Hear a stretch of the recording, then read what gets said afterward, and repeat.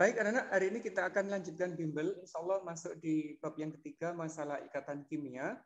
Kalau ikatan kimia itu banyak sekali yang keluar di UTBK.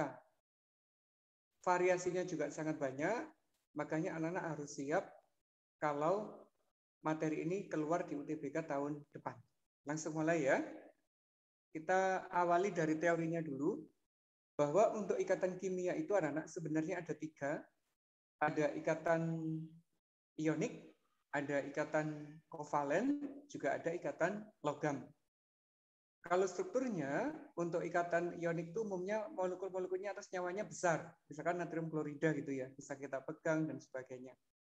Kalau kovalen itu bisa ukurannya sedang, atau juga bisa besar. Kalau logam biasanya cenderung besar. Ini contohnya.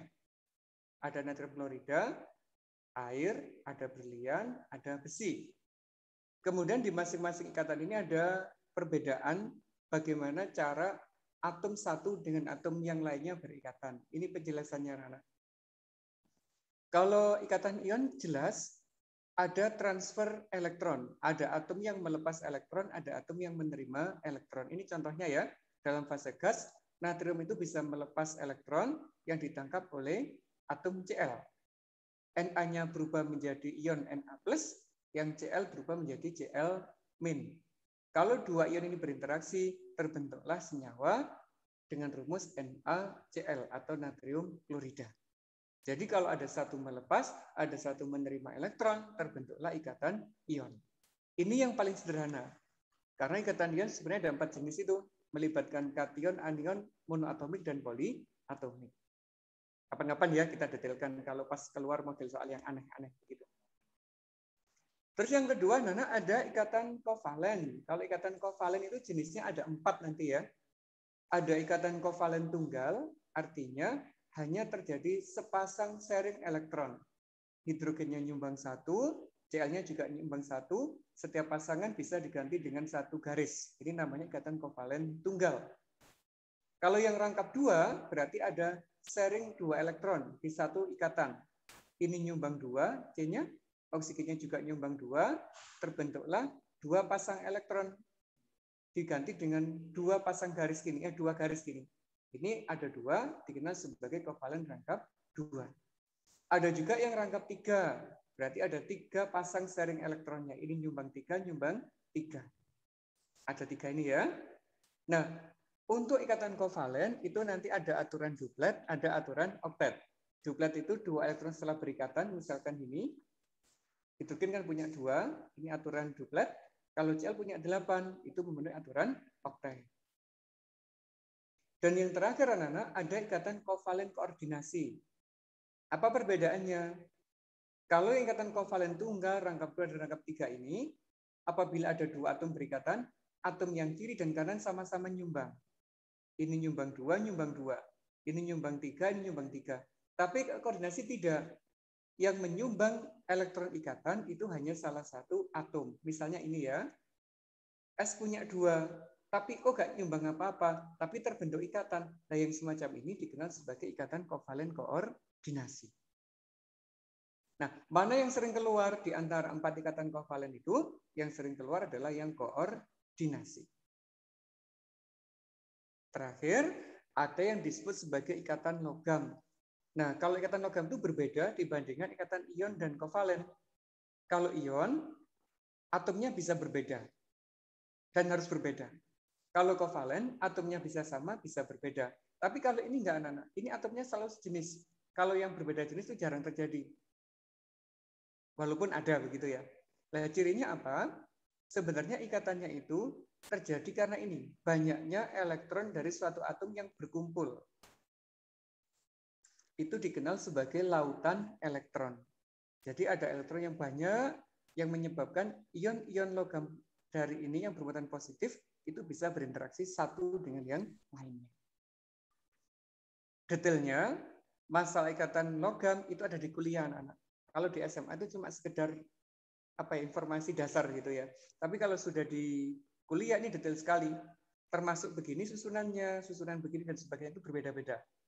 Ada yang BCC, FCC dan sebagainya, bentuk kubusnya. Itu di kuliah aja. Teorinya gitu ya. Nah, sekarang gimana soal yang keluar? Kita mulai dari yang paling sederhana dulu. Ini bukan soal UTBK, anak, tapi ini adalah soal ujian nasional.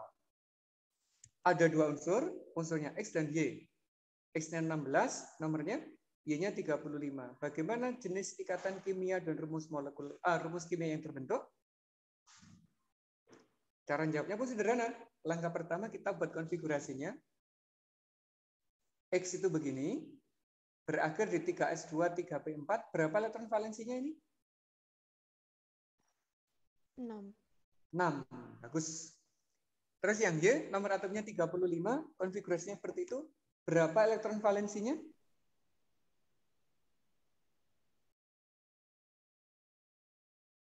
Piro, Rek? Ini ada 7. Ini 2, ini 5. Yang ini nggak usah dihitung karena ada 4S, 4D, 4P yang penuh. Yang 3D-nya boleh diabaikan. Nah, untuk menentukan bagaimana ikatannya, kita golongan dulu. Ini golongan berapa, anak? Yang X itu? Golongan 6A. Kalau yang ini golongan berapa? Yang Y-nya itu? 7A. Golongan 6, golongan 7 itu sama-sama non-logam. Berarti yang ini cenderung membentuk ion X2- karena non-logam. Terus yang ini cenderung membentuk ion Y -1. Oh, kurang geser tadi ya. Ini -2, ini -1. Sama-sama bermuatan negatif. Kalau sama-sama bermuatan negatif, ikatan yang terbentuk itu adalah ikatan kovalen, anak. Tapi kalau satunya positif, satunya negatif, itu terbentuknya adalah ikatan ionik. Itu cirinya ya. Karena sama-sama negatif, berarti terbentuk ikatan kovalen.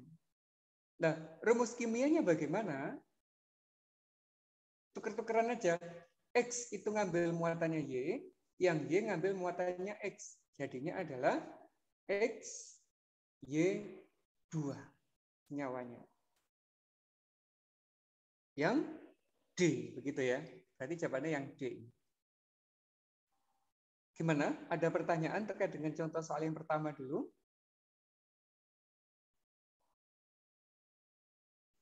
Tidak, alhamdulillah. Yang kedua sekarang, modelnya sama ini. X-nya nomornya 12, Y-nya 35. Kalau dikonfigurasinya kan begini.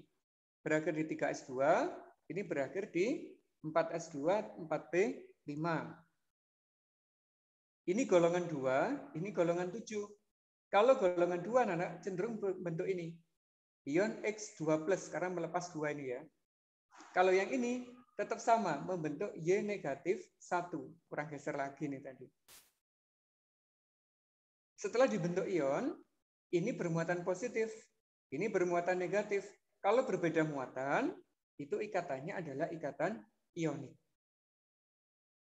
Bagaimana rumus kimianya? Sama kayak tadi. Yang X ngambil muatannya Y, yang Y ngambil muatannya X. Sehingga terbentuknya adalah XY2. Rumus kimianya sama, tapi tipe ikatannya berbeda. Silakan yuk kalau ada pertanyaan. Sampai di nomor ini dulu. Yang menentukan X-nya atau Y-nya itu. Oke, itu tergantung elektron valensinya, Mas ya.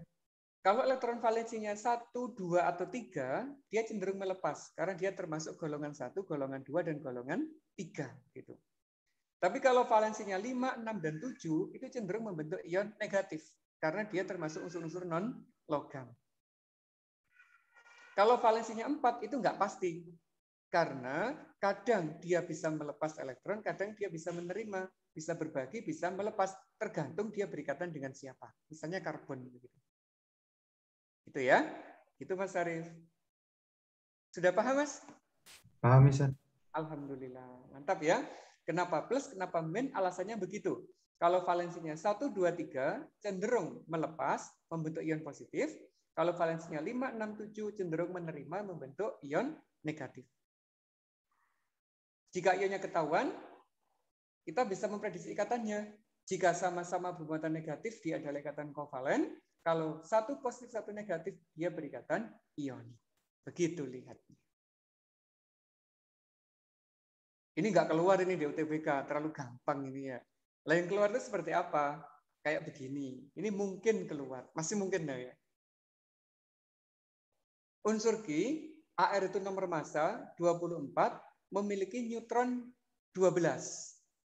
Berikatan dengan unsur R, nomor massanya 35, jumlah neutronnya 18. Senyawa terbentuk adalah, berarti kita nggak tahu anak-anak nomor atomnya, belum ketahuan, karena diketahui cuma nomor massa dan jumlah neutronnya aja. Lah protonnya berapa, elektronnya berapa, gimana cara mencarinya? Ar kurangi neutron. Betul sekali. Berarti nomor massa dikurangi dengan neutronnya. Berapa nomor atomnya Ki berarti? 12. 12. Kalau yang R berapa nomor atomnya? 17. 17. Berarti dapat wes. Nah, begini ya. Konfigurasinya ini berakhir di 3s2. Yang R 35 ininya 17. Kalau dikonfigurasi jadinya ini 3s2, 3p5. Ayo, kecenderungannya ini bagaimana? Melepas atau menerima elektron? 2+. 2+, pinter. Kalau yang ini? -1. -1. Kalau berikatan, ikatannya ion apa kovalen kalau begini jadinya? Ion. Ion, betul. Rumus kimianya jadi apa? Ir2 ionik. 2 ionik. Nah, begitu caranya. Gampang ya? Asalkan anak-anak bisa membuat konfigurasinya, bisa menentukan ion yang terbentuk, kesininya pasti mudah. Begitu. Lanjut, soalnya identik ini. Unsur A, nomor masanya 27, neutronnya 14. Yang B, 16 neutron, 16 proton. Jika sudah berikatan, yang ditanyakan bukan lagi rumus kimianya, anak-anak, tapi apa ini? Massa molekul relatif atau MR-nya. MR senyawanya. Lah kita tentukan simbolnya dulu yang A. Nomor atomnya berapa ini?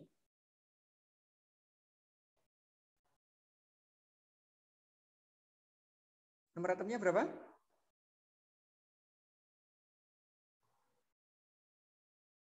Rek. Nomor masanya 21. Neutronnya 14. Berarti nomor atomnya? 13. 13. Kalau yang B? 16 dan 2. Begitu ya. Konfigurasinya begini. 3s2, 3p1. 3s2, 3p4. Ayo yang ini cenderungannya bagaimana? +3. +3. Kalau yang bawah? -2. -2. Kalau membentuk ikatan ion apa kovalen? Ionik. Ionik. Rumus molekulnya, rumus senyawanya? A2B3. A2B3. Ini rumus kimianya anak dapat. Ikatannya dapat. Tapi yang ditanyakan adalah MR-nya. Bagaimana mencari MR? Ya, penjumlahan dari massa atom relatifnya. A-nya ada 2. Berarti 2 kali 27.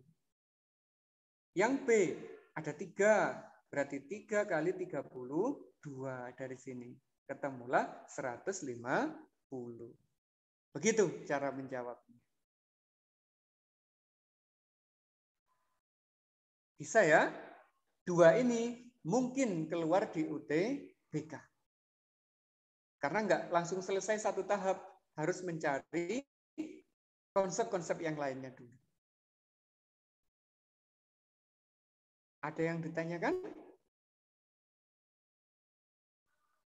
Tidak, alhamdulillah. Mantap ya. Selanjutnya anak-anak, setelah kita bisa menentukan jenis ikatan, menentukan rumus kimianya, menentukan MR-nya, yang sering keluar lagi adalah masalah bentuk dan polaritas molekul.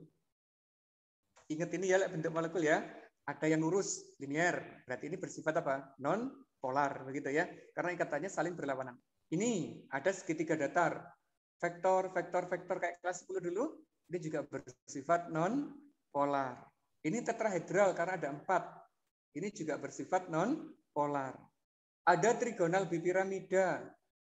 Ini dan ini berlawanan. Yang segitiga ini persis sama dengan ini. Berarti dia juga bersifat non-polar. Yang ini, oktahedral. Ini dan ini berlawanan. Ini segi 4 persis saling berlawanan ikatannya, sehingga dia juga bersifat non-polar. Nah, bagaimana bentuk soalnya? Ini ternyata bentuk soalnya. Unsur F, nomor atomnya 9, dan unsur M, nomor atomnya 54, membentuk molekul MF2. Bentuk molekul dan sifat kepolaran MF2 adalah, ya opo rek cara jawab soal kayak begini rek.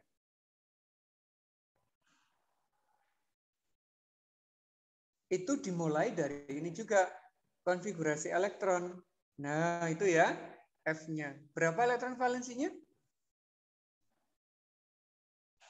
7. Kalau yang M, berapa elektron valensinya?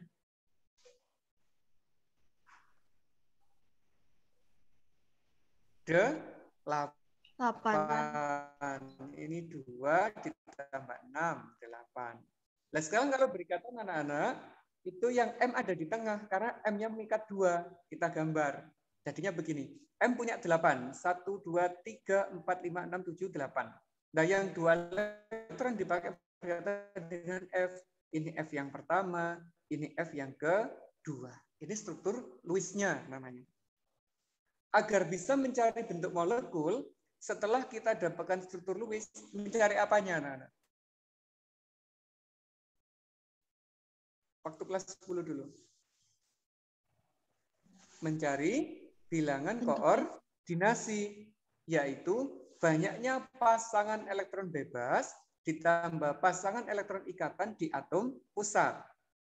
Bebasnya ini 1, 2, 3, 4, 5, 6. Karena diminta pasangan, berarti ini sepasang, ini sepasang, ini sepasang. Berarti ada 3 pasang.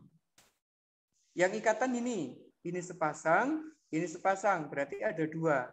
Sehingga koordinasinya ketemunya 5. Setelah ketemu koordinasi 5, kita cari bentuk molekulnya. Bentuk dasarnya adalah seperti ini. Apa bentuk dasarnya? 5 itu ini, Rek. Yang ini. Trigonal bipiramida. Tetapi dia memiliki 3 elektron bebas.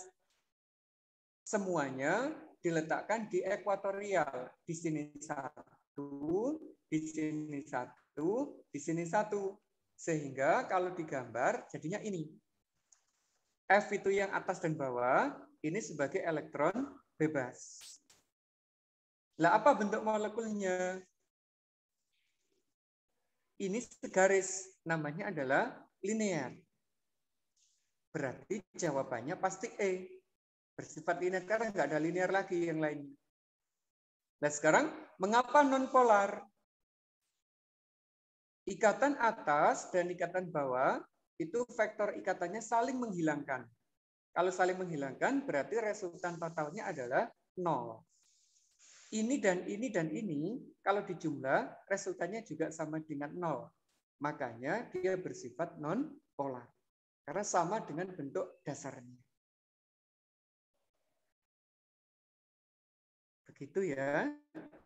Saya nggak paham, Mister. Ini butuh pemahaman ekstra untuk yang nggak paham ya. Di bagian mana nggak pahamnya, Pak?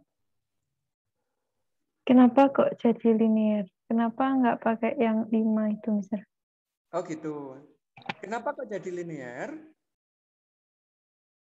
Ini ada ikatan. Ini ada ikatan, tapi ini nggak ada ikatan, Mbak, karena dia bertindak sebagai elektron bebas. Ini elektron bebas nggak ada ikatan. Ini elektron bebas juga nggak ada ikatan. Ini elektron bebas nggak ada ikatan. Berarti kan yang ada ikatan cuma atas dan bawah.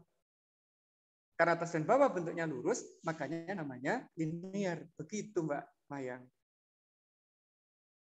Berarti dia nentuin bentuknya itu dari dilihat atomnya yang ikatan yang mana aja gitu. Iya, betul. Oh. Ya, Bisa dari yang berikatan. Yang nggak berikatan, abaikan kalau bentuk molekulnya. Begitu ya? Oke, mantap. Lainnya yuk, ada pertanyaan nggak? Pasrah wis yang lainnya ya. Pasrah wis aku wis. Ya wes, kalau satu masih bingung, satu lagi coba. Ini ada dua unsur, ada D dan E. Yang D memiliki valensi 7. Yang E valensinya 5. Kira-kira rumus molekul yang terbentuk apa? Bentuk molekulnya seperti apa? Polar atau non-polar dia? Begitu. Terus jawabnya gimana? Siapa sebagai atom pusat? Siapa yang diikat? Itu harus tahu anak-anak. Tahunya gimana? Agar stabil, dia sudah punya 7 elektron, berarti kurang 1. Stabil kan punya 8 elektron dulu ya, waktu kelas 10. Dia sudah 7, agar stabil berarti kurang 1. Tapi yang ini kurang 3, karena masih punya 5. Stabil kan 8 anak-anak ya. Dia masih punya 5, berarti kurang 3. Yang kurangnya paling banyak itulah yang ditaruh di tengah-tengah. Begitu cara lihatnya. Sehingga gambar molekulnya, gambar tulisnya ada dua kemungkinan itu. Dia seperti ini. 1, 2, 3, 4, 5. Yang 3 dipakai berikatan dengan D. D pertama, D kedua, D ketiga. Atau kemungkinan yang kedua begini, Pak. 5-5-nya dipakai berikatan dengan D. Ini rumusnya adalah ED3. Kalau yang ini ED5. Ayo yang ada yang mana di situ di pilihan gandanya? ED5. Jadi jawabannya adalah ED5. Wes nggak ada lagi. Kalau sampai ke bentuknya Tapi kenapa berikatan 5-5-nya, Mister? Nah, karena unsur E ini nomor atomnya sudah lebih dari 10, Mbak. Dia sudah punya kulit sebanyak 3. Elektronnya tidak harus 8 yang dimiliki, tapi bisa lebih dari 8. Makanya ada model ikatannya seperti ini, ada juga yang modelnya seperti ini. Ada dua kemungkinan. Nah, masing-masing kemungkinan kita buat semuanya. Karena menyesuaikan dengan yang ada di pilihan ganda. Mana yang muncul di situ. Begitu maksudnya. Paham ya Mbak Hana ya? Iya, Mister. Alhamdulillah. Nah, kalau gitu, ini bentuk molekulnya apa yang sebelah kiri? Kita cari ininya juga. Koordinasinya. PEB ditambah PEI. PEB-nya ini ya, sepasang ya. Yang hitam-hitam ini, sepasang. Ikatannya ada 3. Berarti ketemunya 4. Kalau 4, bentuk aslinya tetrahedral anak-anak. Kalau ini, PEB-nya 0, ikatannya 5. Bentuk aslinya trigonal bipiramidal. Nah, jadinya begini. Tetrahedral, satunya sebagai elektron bebas. Kalau yang satunya, 5-5-nya berikatan. Ini dikenal sebagai trigonal bipiramida. Kalau ini namanya segitiga piramida. Itu perbedaan namanya.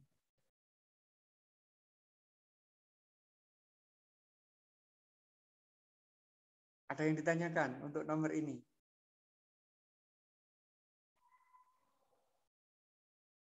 Wah, ini mendalam sekali loh ya yang bagian ini.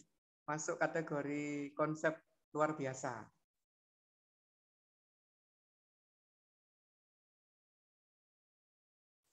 Kuncinya ada 2, Nana. Bisa konfigurasi, bisa menentukan struktur Lewis, ke bentuk molekul itu mudah. Gitu ya. Kuncinya sama, dikonfigurasi dan struktur Lewis. Ada pertanyaan nggak?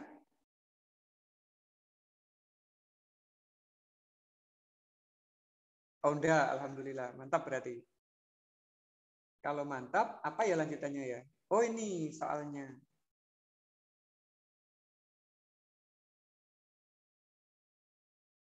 Termasuk kategori soal high order thinking skill ini, anak. HOTS. Coba ya. Molekul CCl4 berbentuk simetris dan bersifat nonpolar. ikatan antara C dan Cl bersifat non-polar.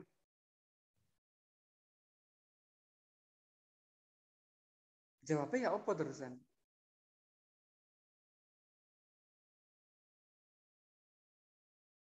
Strateginya, kita harus tahu dulu seperti apa sih Cl4 itu bentuk molekulnya. Ternyata bentuknya begini. Kita mulai dari konfigurasi, ini valensinya 4, ini valensinya 7. Kalau digambar begini, PEB-nya ketemunya ini. Di sekitar C, yang bebas nggak ada, ikatannya ada 4. 1, 2, 3, 4. Itu ya ikatannya ya. Sehingga bentuknya ini anak-anak tetrahedral. Kalau tetrahedral, itu kan bentuk dasar. Bentuk dasar tadi, molekulnya nonpolar, karena vektor ikatan ini dan ini, itu arahnya ke sana. Sedangkan ini dan ini, arahnya ke sana. Dan berlawanan arah ini. Makanya resultan totalnya nilainya 0. Menyebabkan molekulnya bersifat non-polar. Apakah simetris? Nah, konsep simetris itu sebenarnya sudah nggak boleh dipakai lagi. Simetris artinya bisa ditekuk menjadi dua bagian yang sama. Nah, cirinya salah satu molekul yang non-polar itu adalah bisa ditekuk menjadi dua bagian yang sama. Berarti ini boleh dikatakan simetris. Tapi kedepannya nggak boleh dipakai lagi ya konsep simetris itu, karena sudah dilarang keras kemarin ini. Non-polar, iya. Berarti pernyataan yang pertama ini benar. Bagaimana pernyataan yang kedua?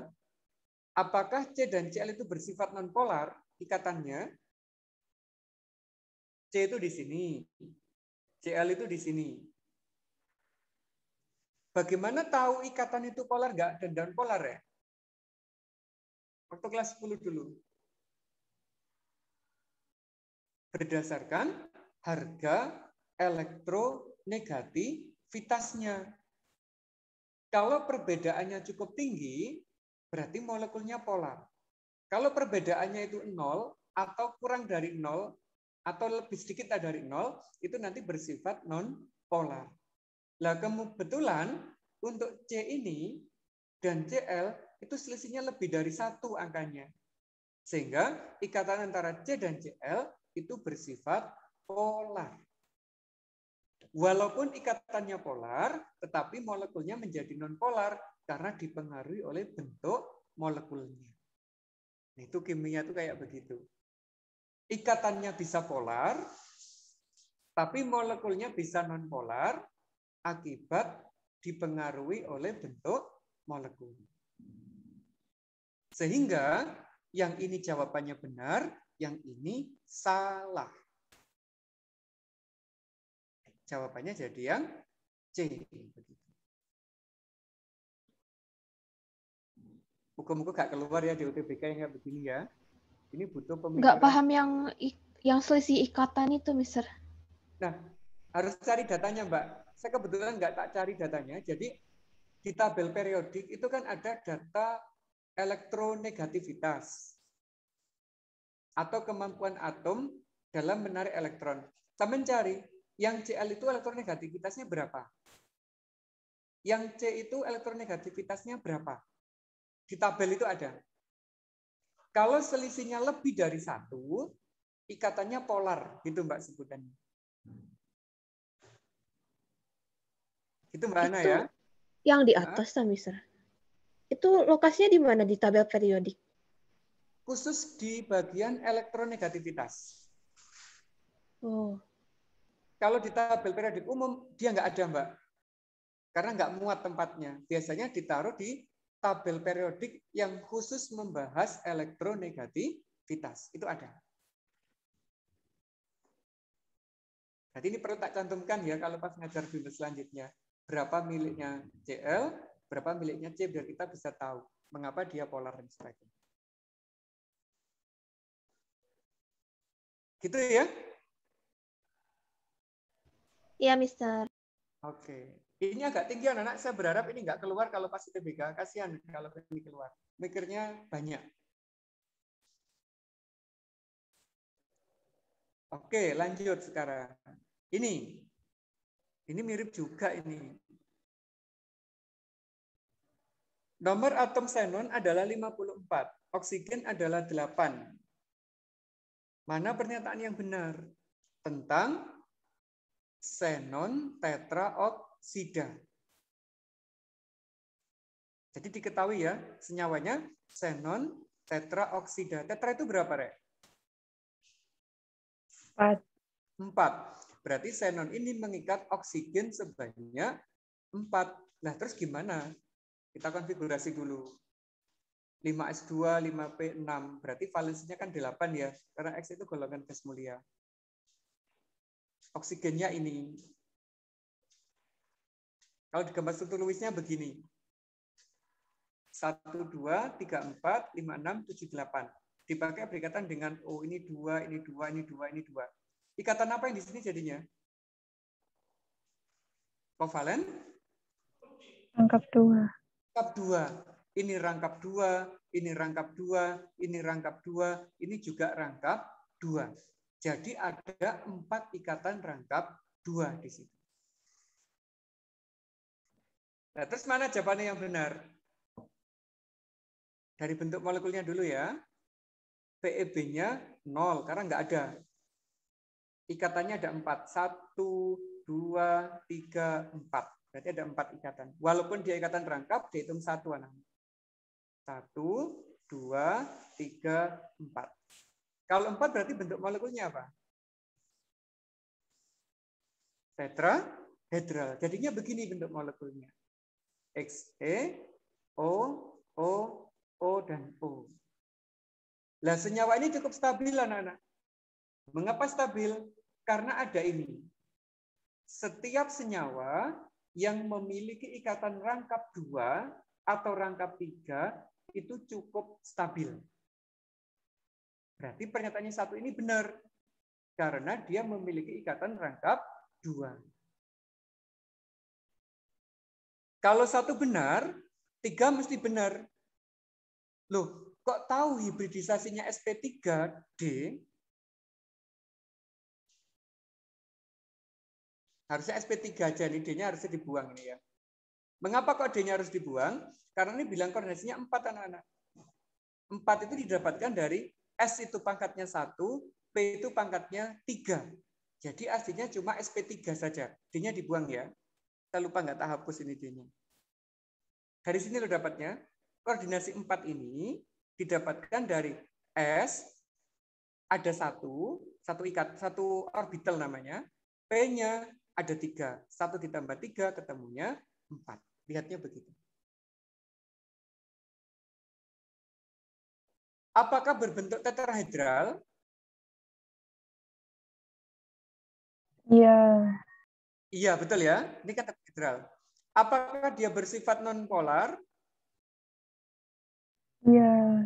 Iya, karena tetrahedral dia non-polar. Berarti jawaban yang benar yang mana, Rek? Yakin? Hati-hati loh yang dituliskan di sini loh ya. Dan di sini tadi. XE-nya ikatan tunggal apa rangkap? Rangkap. Rangkap. Lah ini yang ditulis apa? Tunggal. Tak jebak tadi padahal. Kurang teliti berarti ada. Ternyata di sini ikatan ditulis tunggal. Yang ada di sini rangkap. Harusnya kalau stabil ikatannya bukan tunggal tetapi rangkap. Berarti ini salah datanya. Terus yang ini benar apa salah? Salah. Salah. Harusnya nggak ada apanya. Harusnya nggak ada D-nya. Begitu. Karena ada D-nya, koordinasinya jadi berapa ini? 1 ditambah 3 ditambah 1. Jadi 5 koordinasinya. Unu tadi nggak protes ya, Rare.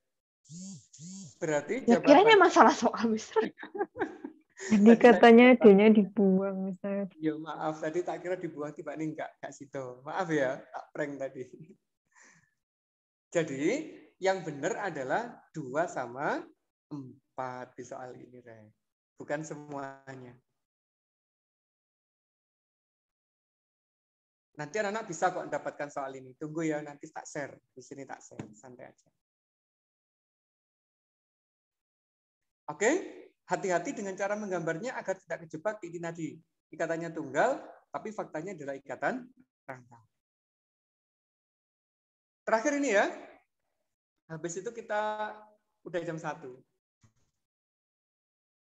Nomor atom X5. Z-nya 9. Pernyataan yang benar tentang XZ3 adalah ini yang X, valensinya 3. Ini valensinya 7. Berarti kalau digambar itu begini, Rek. X-nya punya 3, 1, 2, 3, dikatakan dengan Z. Terus koordinasinya 3 ya. Bentuk molekulnya ini, segitiga datar. Yang pertama coba. Apakah terdapat ikatan kovalen? Iya. Ya jelas. Kovalen kan ya. Terus, tidak terdapat pasangan elektron bebas. Benar kan ya? Ini kan berikatan semua di atom pusatnya.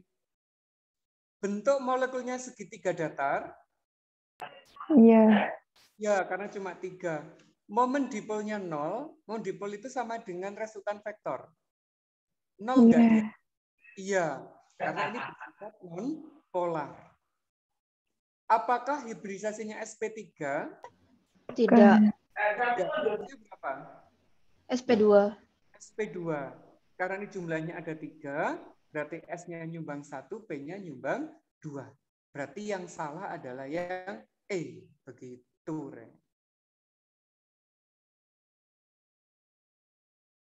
Paham ya? Nah, begitu. Pas, wis. Sampai di sini.